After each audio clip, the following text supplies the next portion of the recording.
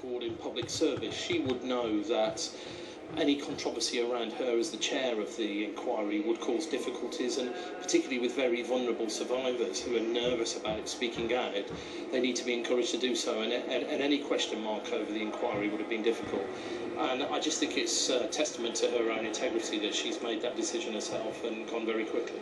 Are there questions, though, about her appointment in the first place and whether due diligence was undertaken to assess whether she really could carry out this inquiry? There could be, but I don't think that's the important matter here. You know, it was clear the Home Secretary made the decision to do the inquiry quite quickly. I think she did that for all the right reasons. She was responding to revelations and parliamentary pressure, and I think she did it with her best endeavours. So the key thing is that we will now look for a new chair who is hopefully suitable for some of the survivors and survivors groups, and we can have a proper inquiry. Well, Emma Jones from Lee Day Solicitors, who represent victims of the abuse that Baroness Butler-Sloss was going to investigate, said her clients felt this was the right decision. We thought it was a very sensible decision. Our clients thought it's the right decision for the credibility of the inquiry from the perspective of those who are most important, so from the perspective of the survivors. And what was it that gave the survivors concerns about this appointment? It's always been about the perception of bias. It's not about whether or not anyone was going to be biased, but the perception of bias. And here we had someone who, there was a familial link to somebody that might be involved, and it just very much meant that full confidence could not be had in the inquiry. The message coming through is that the victims want somebody who is not establishment to lead the inquiry now. Is that a fair categorisation of what you think would be the desire? I think they all realise that it's going to be a very, very difficult decision, and there may well have to be some sort of compromise, and it might be that individuals who are part of the judiciary might have to be considered.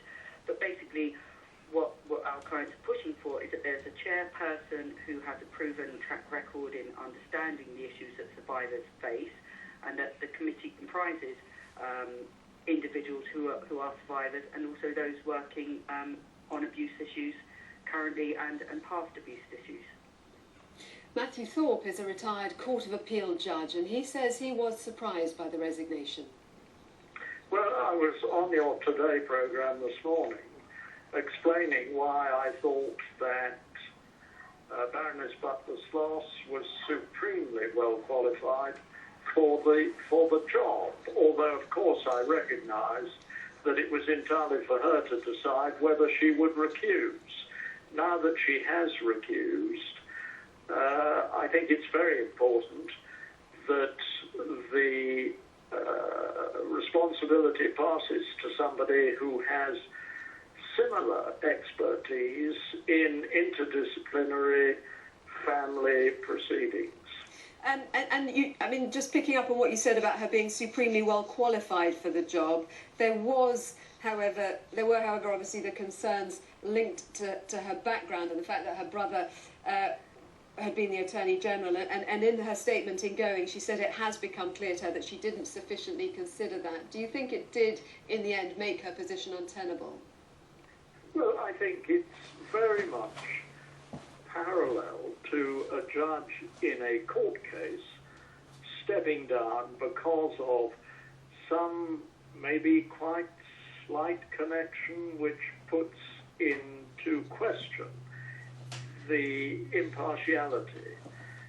And that sort of decision is supremely for the individual. Well, let's bring in our Home Affairs correspondent, Danny Shaw. Danny, attention will now turn, of course, to who will replace her. Is it going to be an easy decision to make? No, because the Home Office has got to get this appointment right. And although Lady Butler-Sloss has taken responsibility for her decision to step down, saying that she didn't consider all the implications of her background and her connections with the brother and so on, clearly there will be questions as to why the Home Office didn't do the necessary homework on this before announcing Lady Butler-Sloss to head this inquiry. So they've got to get this decision right. they've got to find someone who's got the capability of running such a broad inquiry. We don't yet know what the terms of reference are, but we understand they're going to be looking into allegations in a whole sphere of different places. They've got to have someone who's got the legal training. They've got to be someone who commands respect amongst a number of different groups. And then, of course, you don't want someone who's got some connections or associations in the past. So that isn't going to be easy. If they're looking for a woman to chair the inquiry, then certainly in the judiciary, their options will be extremely limited.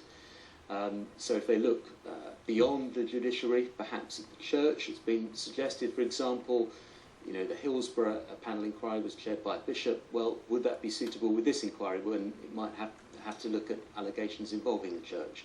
So all sorts of things to consider, not an easy decision. Yeah, just remind us about the areas that are going to be covered, because as you say, it is wide-ranging and it does cover areas where actually you might think there might be figures who might be suitable for this inquiry if it weren't covering so many different areas. Well, from our understanding, and as I say, the terms of reference haven't yet been published, but it will not only look at allegations that perhaps connected with Whitehall and Westminster and Parliament and whether there was a cover-up, but also take in some of the lessons to be learned from the BBC, hospitals, schools and so on.